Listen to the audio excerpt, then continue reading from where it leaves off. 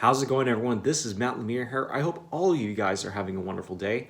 And with COVID-19 restrictions finally lifting in California, I want to take a visit to a place that I think is one of the most informative and enjoyable experiences you can have in Sacramento, and that is the California State Railroad Museum. So without further ado, let's head on over to the museum and get this vlog started.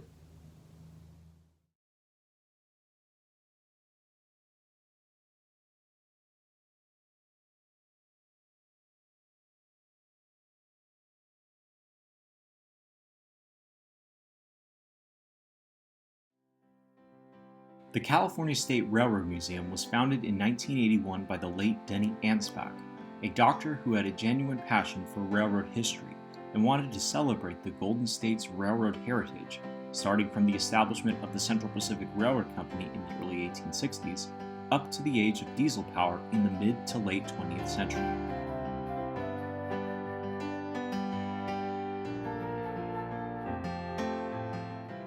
The first exhibit in the museum is the Donner Summit exhibit.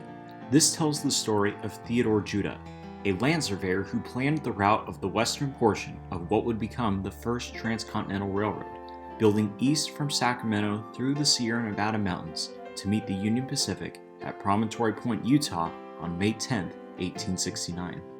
This exhibit features one of the many Donner Tunnel snow sheds, where thousands of Chinese immigrants would lose their lives blasting through the pure solid granite of the high Sierras.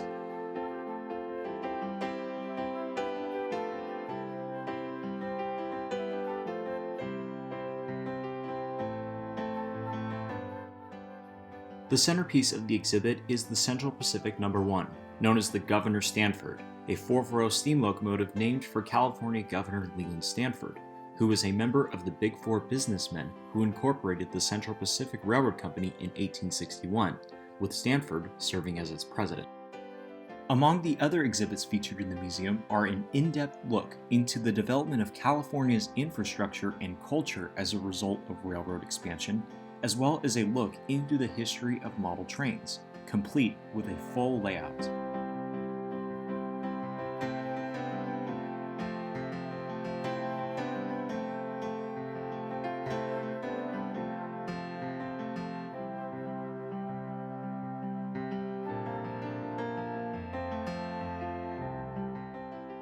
However, the most exciting aspect of this museum is, of course, its collection of various engines and railroading equipment from the last 200 years.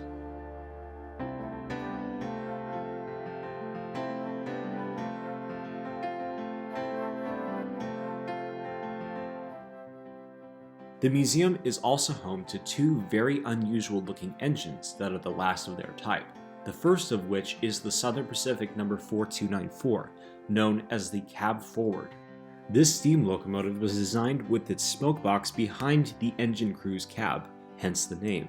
The Cab Forward helped the crew avoid inhaling smoke and ashes produced by the engine as it traveled through the long tunnels of the Sierra Nevada mountains. And in 1981, the American Society of Mechanical Engineers recognized the Cab Forward as an engineering landmark, since it represented the final phase of steam locomotive power.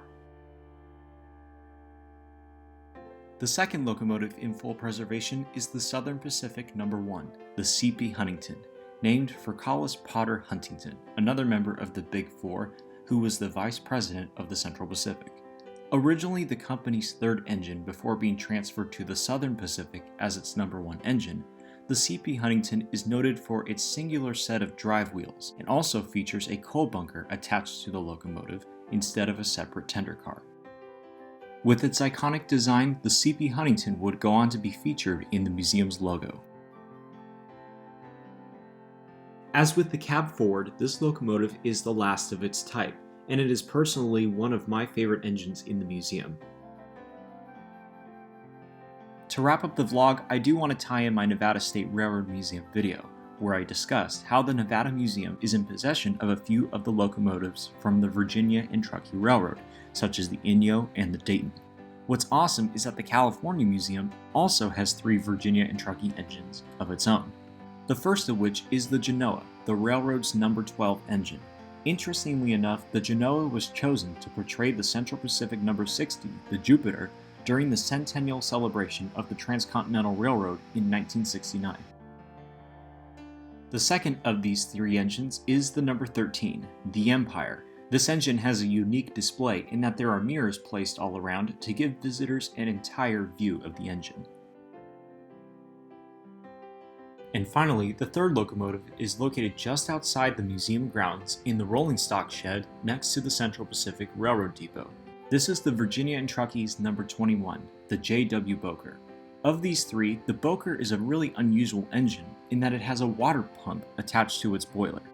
The reason why this is because the Boker was a small, nifty little steam engine that could travel around easily, and the Virginia and Truckee could use it as a literal fire engine when such disasters occurred on the railroad.